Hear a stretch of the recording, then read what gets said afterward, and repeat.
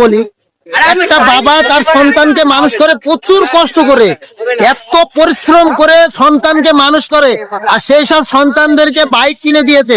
এই বাইক কোনো ভাই নিয়ম মতন চালাও।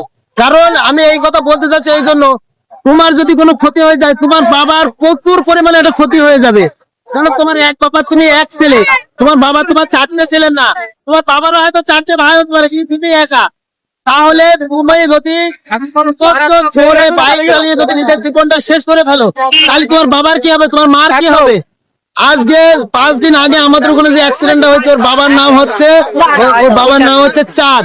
আমাদের আকাইপুরিতে দোকান আছে, টিলাক্সের দোকান আছে। আজকে বলো, ওর বাবা ছেলেটাকে MBA পড়িয়ে অতি প্রকৃত একটা মানুষের মতন মানুষ তৈরি করে ছেলেকে একটা বাইক কিনে দিয়েছে। বাইকটা নিয়ে গোপালনগর গেছে বন্ধুদের সাথে আড্ডা দিতে, গিয়ে ওখান থেকে মাল খেয়েছে, মদ খেয়ে আবার মদ সাথে করে নিয়ে বাড়ি আসছিল। আমাদের বাড়ির কাছে যখন বাইকটা আসে, বুলেট ছিল, বুলেট বাইকটা, বুলেট বাইক। বুলেটটা না হলেও তোমার 100-র উপরে গতি ছিল।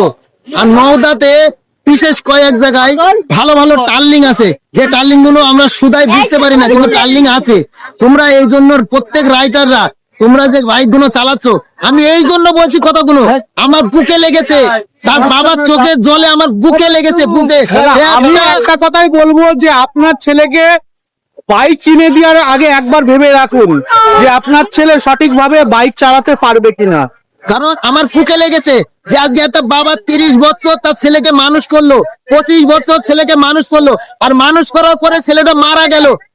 মরণ যে কোনো টাইমে মানুষের হবে, সেটা হচ্ছে পরের বিষয়, কিন্তু আমরা মরণটা যদি ইচ্ছা করে টেনে নিই, তাহলে আমাদের কি হবে, আমাদের ভবিষ্যৎটা কি হবে?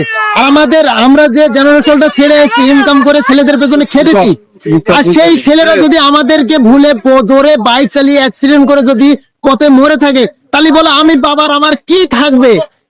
আমার তো সব শেষ হয়ে গেল। ওই জন্য প্রত্যেক মানুষকে বলতে চাচ্ছি, যারা বাইক চালাচ্ছ, যারা রাইডার, তাদের নিজের দিকে তাকাও না, তাদের বাবার দিকে তাকাও। তোমার বাবারা কষ্ট করে তোমাদেরকে বাইক কিনে দিয়েছে। বাইকগুলো এইভাবে চালাবেন না, আপনারা বারবার বলছি বাইকগুলো এইভাবে চালাবেন না, নিজের ক্ষতি ডেকে আনবেন না। বাবা মার কথা ভাবে ভালোভাবে বাইক চালান, এই ধীরের মধ্যে এরকম বাজে ভাবে বাইক চালাবেন না। কারণ তোমার যদি আজকে ক্ষতি হয়ে যায়, আমার কোনো লাভ নেই। তোমার ক্ষতি হলে আমার কোনো লাভ নেই, আমার কোনো লোকসানও নেই। আমি কথাগুলো এই জন্য বলছি, বাবা মাদের কষ্টটা আমি কষ্ট দেখে এসেছি। আমি কলকাতায় 13 বছর কাজ করে এসেছি। প্রত্যেক বাবা মা আমি দেখেছি, রাত্রি যাদের সন্তান মরে গেছে মিডিল পজিশনে, তাদের পরিস্থিতিটা আমি দেখে এসেছি চোখে। টাউনে থেকে তাদের কি অবস্থা গেছে আমি নিজে না খেয়ে তাদের খাইয়ে এসেছি। কারণ তাদের কষ্ট, তাদের ছেলেটা যদি থাকতো তাহলে তাদের একটা হাল বেরোতো। আজকে ছেলে নেই, তাদের কি হাল বেরোবে? ওই জন্য নিজের হাল বেরোতে হলে তোমরা যে আজকে এত দূর আসছো, কষ্ট করে যাচ্ছ, তোমরা নিজেদেরকে বাইক চালাচ্ছ, একটু কষ্ট করে দেখে শুনে চালাও ভাই। একদম আমার ছেলের মতন তোমরা, আমার ভাইয়ের মতো। একটাই বলি, আপনারা সবাই সাবধানে বাইক চালাবেন, ভালো থাকবেন, সুস্থ থাকবেন নিজের পরিবার নিয়ে, এটাই শেষ কথা। অসংখ্য ধন্যবাদ সবাইকে জানাই, ভালো থাকবেন, সুস্থ থাকবেন। ওকে।